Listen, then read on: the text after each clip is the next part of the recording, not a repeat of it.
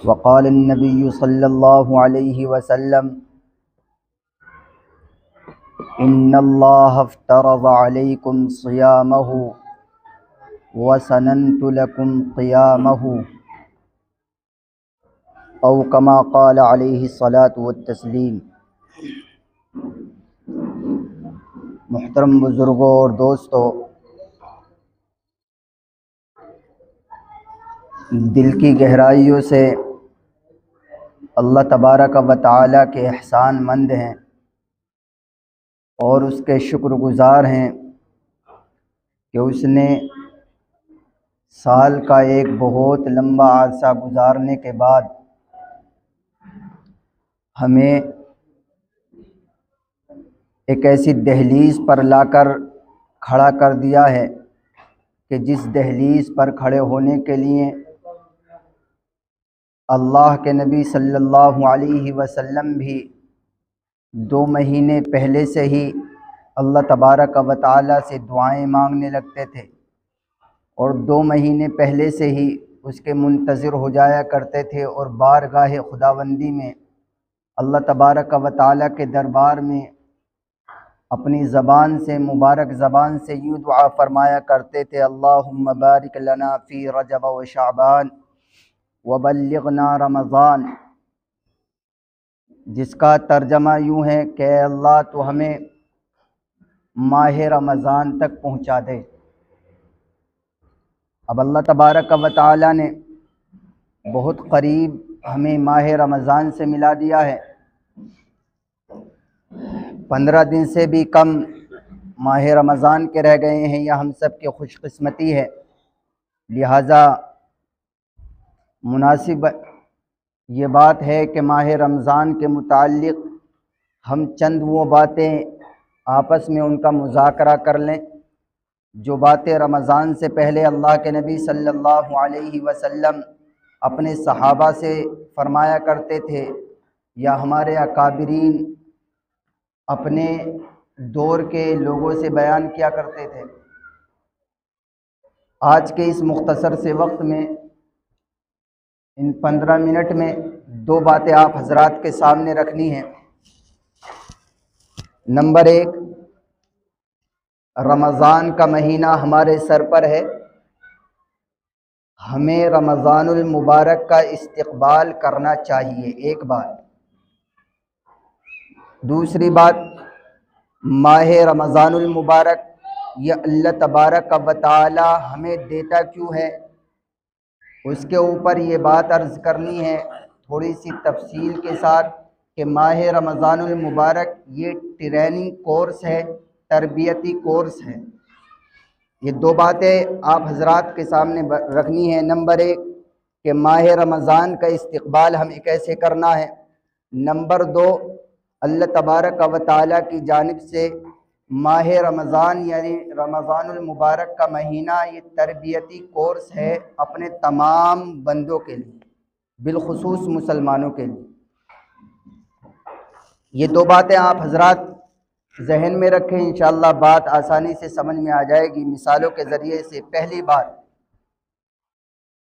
माह रमज़ानुल मुबारक का महीने का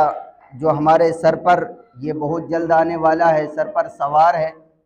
अल्लाह का फ़ज़ल है,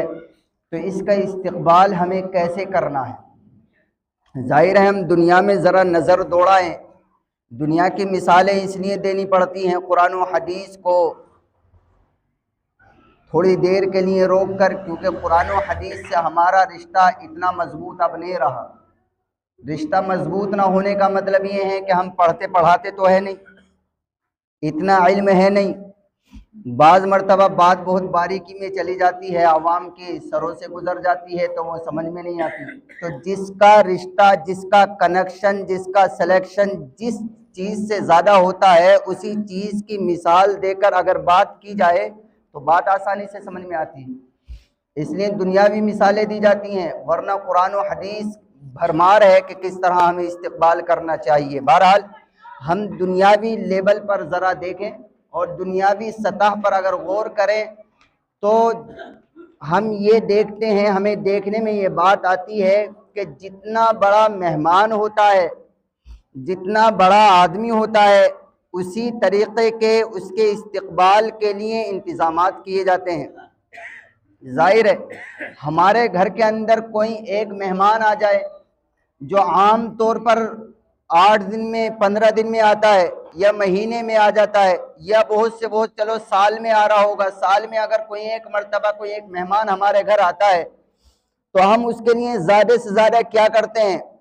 बहुत से बहुत अगर कुछ करेंगे तो कोई लजीज सा अच्छे सा खाना बना लेते हैं, इतना। लेकिन एक मेहमान वो है जो बहुत कई सालों के बाद में आता है, 4, 50 या 10, 20 साल के बाद में आता है, तो उसके लिए हम सिर्फ खाना नहीं बनाते, खाना भी बनाते हैं और घर की सफाई वगैरह का भी इंतजाम करते हैं। और बाकायदा अगर इंतजामात होते हैं और वुसात होती है तो लाइटिंग भी जरा अच्छे से करते हैं, काफी वक्त के बाद वो मेहमान आ रहा है। और अगर कोई ऐसा मेहमान हो जो अपनी शख्सियत के एतबार से भी ठीक ठाक है, बड़ा आदमी है और वो पहली मर्तबा हमारे घर आ रहा है और हम अपने घर के लिए, हम अपने घर में उसके लिए आना हम अपने लिए सआदतमंदी की बात समझते हैं, तो हम क्या करते हैं, कहते हैं भाई पहली मर्तबा हमारी जिंदगी में ये इंसान हमारे घर आ रहा है, तो हम खाने भी बनाते हैं और कई तरह के खाने बनाते हैं, घर की सफाई भी करते हैं और आस पास के महल्ले वालों को बाखबर भी करते हैं, गांव के, महल्ले के, मुआशरे के, खानदान के मुअज़्ज़ज़ जो लोग होते हैं उनको भी बुलाते हैं और कहते हैं फला साहब हमारे घर पर आ रहे हैं और फला से फला वक्त तक रहेंगे, आप भी तशरीफ ले आना। ये क्यों किया जाता है? ये सिर्फ इसलिए ताकि आने वाला जो मेहमान है उसका इस्तकबाल ढंग से हो सके, वो हमारे यहाँ से जब जाए तो वो खुश होकर जाए और वहां जाकर वो कुछ हमारे यहाँ की अच्छी अच्छी बातें बताए और हमारी जानिब से वो बिल्कुल मसरत के साथ उठकर जाए। तो जाहिर है जब हम अपने मेहमानों का इस्तकबाल अपनी तरफ से बेहतरीन तरीके से करते हैं और हर बंदा कोशिश करता है कि मेरे घर में आने वाला शख्स मेरे घर से जब जाए, मेरे यहाँ से जब जाए तो अच्छी तरह से खुश होकर जाए, नाराज ना हो, तो जाहिर है रमजानुल मुबारक का महीना ये मेरा और आपका महीना नहीं। फिर सुनिए, रमजानुल मुबारक का महीना ये मेरा और आपका महीना नहीं। और अगला जुमला, रमजानुल मुबारक का महीना ये आम 11 महीनों की तरह महीना नहीं, यानी मुहर्रम, सफर, रबीउल अव्वल, रबीउल सानी, जमादिउल अव्वल, जमादिउल सानी, रजब, शाबान और रमजान के बाद में 2 महीने ज़िलक़ादा, ज़िलहिज्जा, ये जो 11 महीने हैं साल के, इनकी तरह माह रमजानुल मुबारक नहीं है, बल्कि रमजान का महीना इन 11 महीनों से बहुत आला है। बल्कि इसके बारे में तो जनाब रसूल करीम सल्लल्लाहु अलैहि वसल्लम ने फरमाया कि शाबान शहरी व रमजान शहरुल्लाह, कि शाबान मेरा महीना और रमजान अल्लाह का महीना। तो जाहिर है अगर दुनियावी सतह पर हमारे घर में कोई मेहमान आए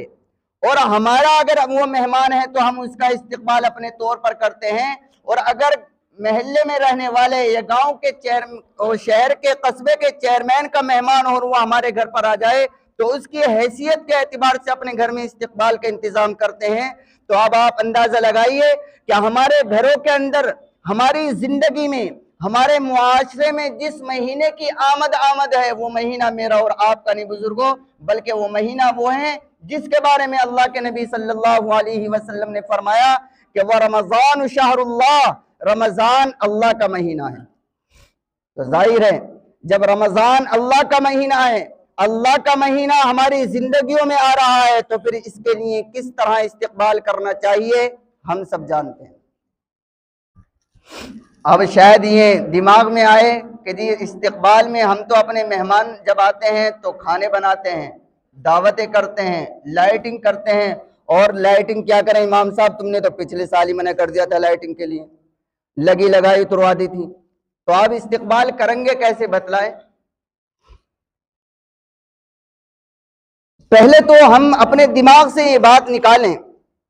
कि लाइटिंग का, क्योंकि बीच में बात आ गई तो इसको साफ करते चलें कि लाइटिंग का जो निज़ाम इस वक्त दुनिया में चला है रमजानुल मुबारक के महीने में, ये बजाते खुद कोई बुरी बात नहीं है।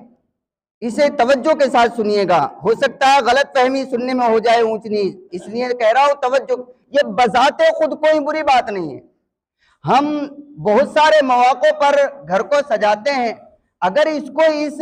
नजर से देखें कि भाई रमजान मुबारक महीना है और अगर इसमें हमने अपने घर को मुनव्वर कर लिया, मस्जिद को मुनव्वर कर लिया, तो क्या, तो हम भी कहते हैं कोई बुरी बात नहीं है। लेकिन इसे बुरा कहते क्यों हैं? इसलिए कि आज जिस माहौल में हम जी रहे हैं, जिस दौर में हम जिंदगी गुजार रहे हैं, ये दौर आने वाले दौर से बहुत बेहतर है। हम किस नजरिए से किस काम को कर रहे हैं हम जानते हैं, लेकिन हमारी आने वाली नस्ल इस काम को कहीं दीन का हिस्सा करार न दे दे, कहीं दीन का जुज न बना दे। इसलिए उलमा पहले ही इस पर कदम लगा देते हैं और रोक लगाते हैं कि खबरदार, रमजानुल मुबारक आए तो उसका इस्तिकबाल लाइटिंग से नहीं, उसका इस्तिकबाल रोडों को और गलियों को सजाकर नहीं, सजावटों से नहीं, बल्कि रमजानुल मुबारक का जो इस्तिकबाल है वो इस तरह करना चाहिए कि हम पूरी तरह से अपने आप को तैयार कर लें कि हम माह रमजानुल मुबारक में जो अल्लाह ने इबादत के लिए हमें मौका दिया है उसमें इबादत भी ढंग से करेंगे, हम रोजे भी रखेंगे, हलाल कमाएंगे, हराम से बचेंगे। हमने साल के 11 महीने झूठ बोला है, तवज्जो के साथ, हमने साल के 11 महीने झूठ बोला है। रमजान का पूरा महीना हम झूठ नहीं बोलेंगे। हमने साल के 11 महीने, हमने हो सकता है हर महीने किसी ना किसी का दिल तोड़ा हो, रमजान के महीने में किसी का दिल नहीं दुखाएंगे। साल के 11 महीने हो सकता है हमसे ना चाहने के बावजूद भी किसी को तकलीफ पहुंच गई हो, लेकिन हम रमजान के एक महीने में ये कोशिश करेंगे कि इस मुबारक महीने में हमारी जात से किसी को तकलीफ ना हो। हम इस तरह अपने आप को तैयार करेंगे हैं इस्तिकबाल रमजान का। शायद यहां तक मैं अपनी बात समझा पाया हूं कि रमजानुल मुबारक का इस्तिकबाल ये नहीं कि हम लाइटिंग कर लें, रमजानुल मुबारक का इस्तिकबाल ये नहीं क्या हम बेहतरीन सा जोड़ा पहन लें, रमजानुल मुबारक का इस्तिकबाल हरगिज ये नहीं कि हाँ हम अपने खानदान वालों की दावत करके देगे उतार दे। जैसा कि मिस्र के इलाके में, जो दुनिया का एक मुल्क है मिस्र, वहां आप पूछे किसी जानने वाले से, उधर के इलाके में माह रमजानुल मुबारक का इस्तिकबाल इसी अंदाज से होता है कि प्रोग्रामात किए जाते हैं, देगे उतारी जाती हैं, दावतें की जाती हैं और खाने वाले खाते हैं और खाकर चले जाते हैं और वो समझते हैं कि हमने रमजानुल मुबारक का इस्तिकबाल कर लिया। नहीं, रमजानुल मुबारक का इस्तिकबाल ये है, मैं फिर एक मर्तबा इसको रिपीट कर रहा हूँ, दोहरा रहा हूँ,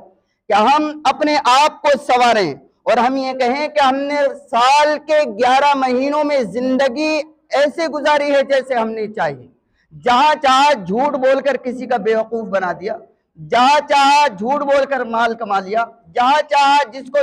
जब चाहा धोखा दे दिया। अब जो रमजानुल मुबारक का महीना आ रहा है, इसमें हम इन तमाम बातों से बचकर बिल्कुल इस तरह जिंदगी गुजारेंगे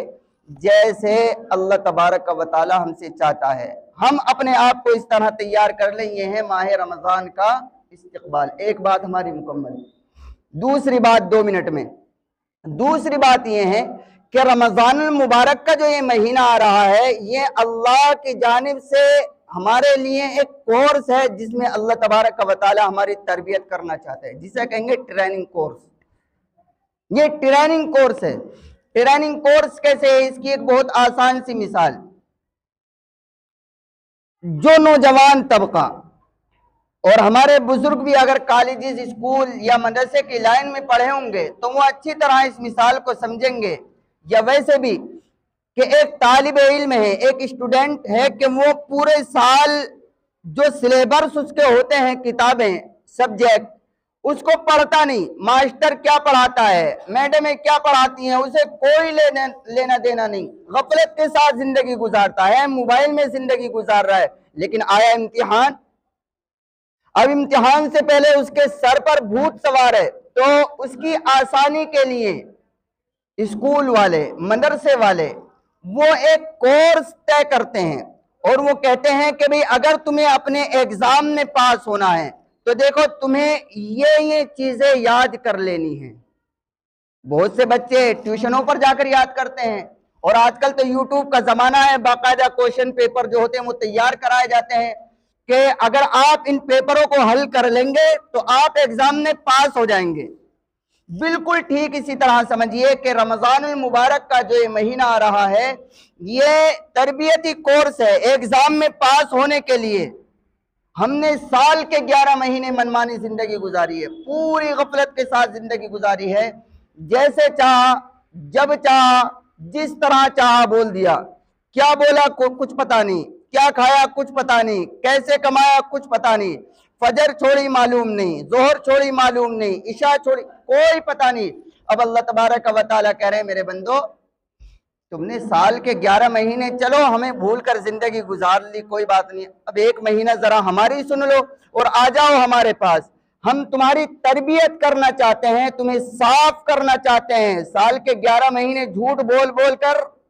नमाजें छोड़कर जो दिल पर जंग लग गया है, हम एक महीना तुम्हारी धुलाई करके उस जंग को जो है रोजों के जरिए से, तरावी के जरिए से हटाना चाहते हैं। आप आ जाओ। तो ये माह रमजानुल मुबारक ये कोर्स है जिसमें अल्लाह हमें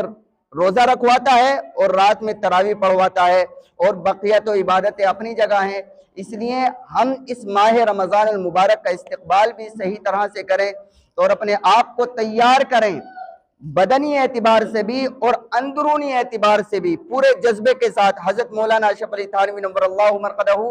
अपने खुतबात में लिखते हैं कि फस्तक़बिलूहु